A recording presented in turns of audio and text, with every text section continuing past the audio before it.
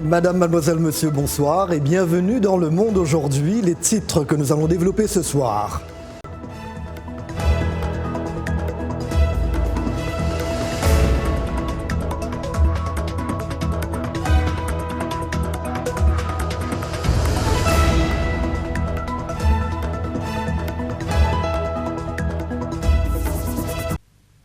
La France en appelle à la responsabilité de chacun pour que la légalité internationale soit respectée.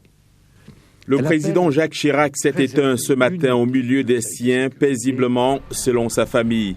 Celui qui tire sa révérence à 86 ans a dominé la scène politique française pendant des décennies. Jacques Chirac a été Fils d'un chef d'entreprise à Paris, Chirac a commencé sa carrière politique à la fin des années 50. En 1995, il remporte la présidence française à sa troisième tentative, mettant fin à 14 ans de règne socialiste.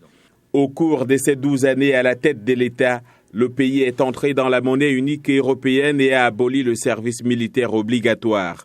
En France, sa réputation a survécu à une condamnation pour utilisation abusive de fonds publics en décembre 2012, faisant de lui le premier chef d'État condamné depuis le collaborateur nazi, le maréchal Philippe Pétain, en 1945. Ce que je veux restaurer avec vous, les valeurs de la République. C'était un homme du peuple, un homme de la terre, du terroir plutôt, et ça me fait de la peine.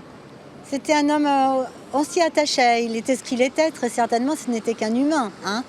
Mais c'est un homme auquel je pense beaucoup de Français se sont attachés. Je suis triste, ça fait un gros vide là. Surnommé l'Africain, Jacques Chirac a eu de longues relations avec l'Afrique, un continent qu'il a suivi pendant plus de 40 ans. De nombreux chefs d'État africains, des ministres et des hommes politiques ont également réagi à l'annonce de sa mort. Jacques Chirac était un grand ami du Gabon, a tweeté le président Ali Bongo. Pour Roch-Marc Christian Kaboré, le président burkinabé, l'Afrique perd un ami et un partenaire formidable. Le président Jacques Chirac demeurera dans notre mémoire un grand ami du continent, renchérit Guillaume Soro. Lié durant des décennies par des solides amitiés avec des dirigeants du monde, Jacques Chirac a suscité la fierté nationale avec son opposition à l'invasion de l'Irak dirigée par les États-Unis en 2003. Chirac sera aussi le premier chef d'État français à reconnaître le rôle du régime français de Vichy dans l'Holocauste et à présenter ses excuses officielles au peuple juif. La chef des démocrates au Congrès américain, Nancy Pelosi, a accusé la Maison-Blanche d'avoir tenté d'étouffer l'affaire ukrainienne en enregistrant, selon un lanceur d'alerte, le compte-rendu de l'appel téléphonique entre Donald Trump et le président ukrainien Volodymyr Zelensky sur un serveur réservé au contenu classé ou sensible. À l'ouverture de l'audience, c'est le chef de la commission de renseignement, Adam Schiff, qui a rappelé les propos du président qui ont déclenché le lancement d'une procédure de destitution à la Chambre des représentants contrôlée par les démocrates. Voici en gros ce qu'a dit le président. Nous avons toujours été à vos côtés, mais il n'y a aucune réciprocité. J'ai entendu vos doléances, mais je vous demande une faveur aussi. Je ne vais pas le répéter cette fois, donc veuillez bien m'écouter. Je voudrais que vous enquêtiez sur Hunter, le fils de mon rival. Je vous mettrai en contact avec mon procureur général Bill Barr. Il a tous les dispositifs judiciaires américains derrière lui. Ces propos de Donald Trump et son homologue ukrainien datent du 25 juillet. Les démocrates accusent cependant Joseph Maguire de ne les avoir pas rapportés à temps au Congrès, puisqu'ils sont selon eux d'une extrême urgence. Réponse de l'intérimaire au renseignement national américain. Mon équipe s'est rendue d'abord à la commission juridique pour s'assurer que la lettre et son contenu, y compris la plainte, bénéficient d'un privilège présidentiel. Ils l'ont revu et ont estimé qu'il bénéficie d'un tel privilège. Donc c'est clair que je n'ai pas le pouvoir de lever un privilège du genre, encore moins agir contre en l'envoyant à votre commission. La Maison-Blanche a aussitôt dénoncé l'hystérie des démocrates. Rien n'a changé avec la publication de ce signalement, qui n'est rien de plus que la compilation de récits de 3e mai et d'articles de presse, a déclaré Stephanie Grisham, porte-parole de l'exécutif américain. Durant la campagne pour sa réélection, le président Trump compte bien profiter de l'énergie de ses partisans, qui sont des milliers à être présents à ces rassemblements. Sous ce gouvernement, l'Amérique fonctionne à nouveau. L'Amérique gagne à nouveau et l'Amérique est à nouveau respectée comme elle n'a pas été depuis longtemps. Mais à présent, le président fait face à un nouveau défi, une enquête de destitution dirigée par des démocrates de la Chambre. La cause serait partie d'un appel téléphonique de Trump pour faire pression sur le président ukrainien afin qu'il enquête sur le fils de son rival politique Joe Biden. Une transcription de l'appel a été publiée mercredi par la Maison-Blanche. Le président doit être tenu pour responsable. Personne n'est au-dessus des lois. En campagne électorale, Biden a accusé le président d'avoir abusé de son pouvoir.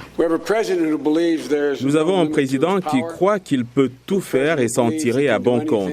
Nous avons un président qui croit qu'il est au-dessus de la loi.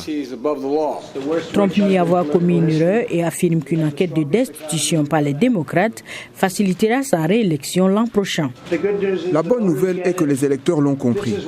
Voilà pourquoi ils disent que c'est bon pour l'élection, mais vous savez quoi? C'est mauvais pour le pays. L'enquête de mise en accusation ajoute un nouvel élément d'incertitude aux perspectives de réélection du président, de même que l'affaiblissement potentiel de l'économie américaine. Mais le président compte bien sur une base de partisans très loyale et énergique pour le mener à la victoire en 2020.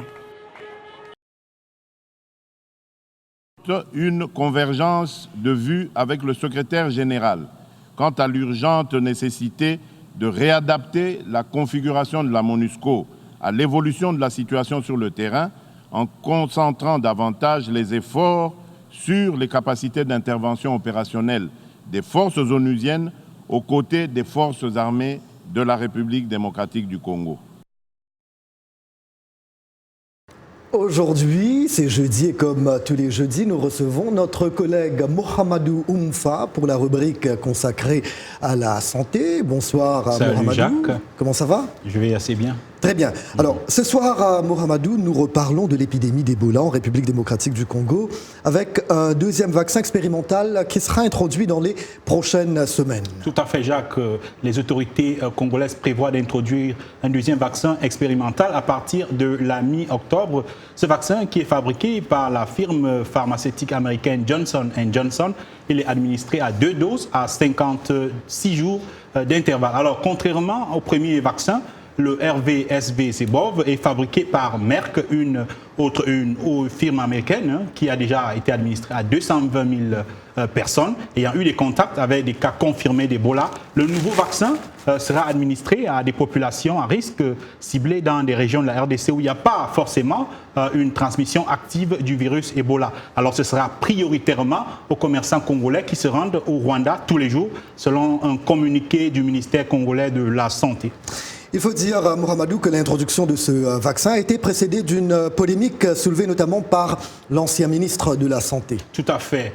L'ancien ministre que vous avez d'ailleurs reçu ici et qui a démissionné de ses fonctions. Après avoir démissionné, le ministre Oli Ilunga avait accordé une interview au journal Le Monde, une interview dans laquelle il dénonçait des pressions pour l'introduction de ce deuxième vaccin. Et voici précisément, Jacques, ce qu'il disait. Un consortium opaque a tenté par tous les moyens d'imposer en RDC le vaccin expérimental du fabricant pharmaceutique Johnson & Johnson. À l'issue de plusieurs réunions, nous sommes arrivés à la conclusion que ce vaccin n'est pas approprié pour arrêter l'épidémie. Il n'est qu'en phase 2 de test et nécessite 2 injections administrées à 56 jours d'intervalle. Alors, lundi dernier, le 23 décembre, le directeur général de l'OMS a rassuré dans une déclaration en faisant savoir que tout ce que, et je le cite, tout ce que nous faisons repose sur des bases scientifiques. Les conseils donnés par le groupe stratégique consultatif d'experts sur la vaccination de l'OMS en mai ont été appliqués. En mai, en effet, Jacques, ce comité, qui est un organe de l'OMS, il faut le rappeler, avait effectivement formulé des recommandations dont l'une est d'ajuster la posologie de ce deuxième vaccin, c'est-à-dire la façon dont ce vaccin est administré. Une autre polémique, Mohamedou, c'est celle qui vient de Médecins sans frontières qui a dénoncé la gestion des stocks de vaccins anti-Ebola. Effectivement, MSF a dénoncé dans un communiqué l'opacité de l'OMS qui serait en train de rationner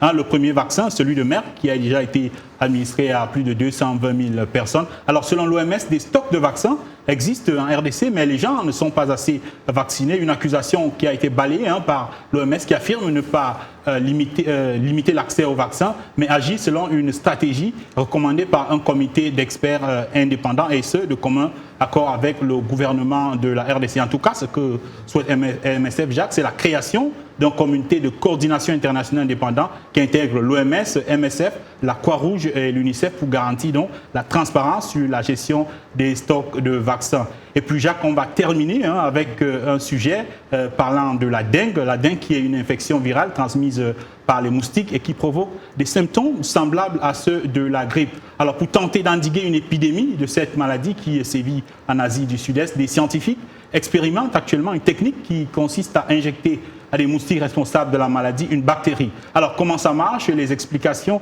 dans cet élément de Jim Randall que j'ai traduit pour vous.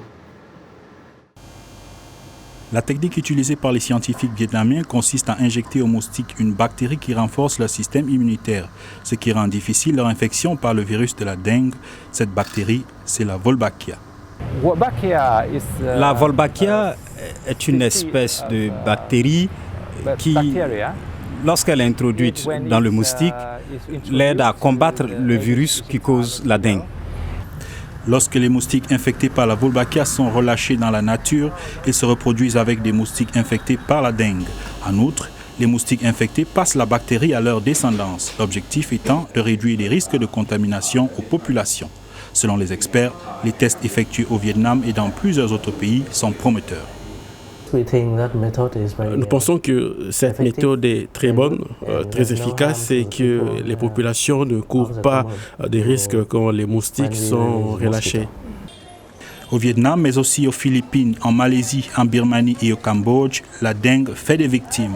670 000 personnes ont été infectées et plus de 1800 sont déjà décédées dans la région depuis le début de l'année. Les experts attribuent cette flambée à la hausse des températures et une nouvelle souche du virus qui se propage rapidement parmi les populations non vaccinées. Voilà, merci bien Mohamedou, vous revenez jeudi prochain. Nous sommes dans une ferme à Kisumu au Kenya. Des miches de pain fraîchement cuites sont étalées sur une table. Rien d'inhabituel sauf que ce pain a été fait avec de la farine de grillon. Charles Odira, 54 ans, est agriculteur. Il élève ces insectes réputés pour leur grazouillis. Il a eu l'idée de les élever après avoir visité une foire agricole en Thaïlande. Quand je suis allé là-bas et j'ai vu comment ils élevaient les grillons, comment cela aidait les pauvres et les malnutris, combien d'argent cela rapportait. À mon retour, je suis devenu éleveur de grillons. Il a commencé avec 50 grillons qu'il a attrapés dans la nature. Quelques années plus tard, il est propriétaire d'une colonie de 300 000 insectes dans des enclos. Ils sont nourris d'aliments pour poulets et des restes de plantes. Selon des chercheurs de l'ICIP, le Centre international de physiologie et d'écologie des insectes à Nairobi, les grillons sont bons pour la consommation humaine. Tanga Christantus est l'un des scientifiques. Les grillons sont très riches en protéines. Ils varient de 60 à 75%, donc supérieurs à la viande, qui se situe entre 25 et 30%. Les protéines d'insectes sont très bonnes pour les mères qui allaitent et pour les enfants de moins de 5 ans. Les grillons de la ferme d'Odira sont consommés ou se retrouvent dans le pain et des biscuits. Fred Diambo est un client fidèle. J'aime ce pain parce qu'il donne plus d'énergie que le pain normal. Aussi, il augmente ma virilité. Les experts affirment que les grillons pourraient un jour nourrir des milliers et aider à prévenir des conflits dans les régions du monde où la population augmente vite et où les ressources alimentaires sont rares.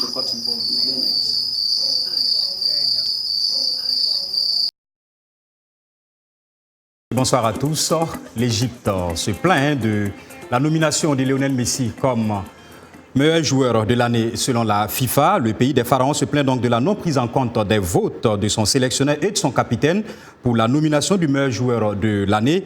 Les résultats pour l'élection du FIFA Best Player remportés par Lionel Messi ont été publiés et le vote du sélectionneur Chawki Garib et celui du capitaine Ahmed El Mohammadi ne sont pas mentionnés dans la publication des votes et selon la fédération, tous les deux ont placé leur compatriote Mohamed Salah en tête. Le seul vote venant de l'Égypte qui a été publié vient du journaliste Annie Daniel qui a préféré le Sénégalais Sadio Mané, équipier de Salah à Liverpool, ce dernier n'étant que le troisième choix derrière Cristiano Ronaldo. Et puis, toujours en Égypte, le nouveau sélectionneur Oussam El Badri a été présenté aujourd'hui, conformément aux souhaits émis par les autorités du pays après l'échec du Mexicain Javier Aguirre à la CAN 2019 disputée à domicile. L'instance a porté son choix sur un technicien local. Les modalités du contrat signé par l'ancien entraîneur d'Al-Ali et ex-international avec ses 18 sélections n'ont pas été précisées, passé depuis dans les rangs du Pyramide FC, dont il participe au comité directeur, le technicien de 59 ans, a pour charge de ramener les Pharaons septuples champions d'Afrique au plus haut niveau continental après une décennie sans titre. Et pour finir, au Gabon, Aubameyang continue son aventure avec les Panthères. Pierre-Emerick me l'a répété, il sera là, l'équipe nationale peut compter sur lui, a déclaré Patrice Neveu, son nouveau sélectionneur au magazine France Football. Après quelques bisbilles avec les dirigeants du football gabonais sur l'environnement autour de l'équipe nationale, Aubameyang a été plusieurs fois absent de la sélection lors des éliminatoires de la CAN 2019. Le Gabon ne s'est pas qualifié pour la compétition, se rappelle. Et l'attaquant d'Arsenal avait émis des doutes sur son avenir en sélection. Arrivé à la tête des Panthères en août dernier, Patrice Neveu a rencontré son capitaine et le joueur de 30 ans a réitéré son envie d'arborer le maillot du Gabon. C'est tout pour les sports, on se retrouve demain. Et voilà, point final à ce journal. Merci d'avoir été des nôtres ce soir. Rendez-vous demain, même heure, même endroit. Merci à toute l'équipe qui se joint à moi pour vous souhaiter une très belle soirée. Merci. À demain.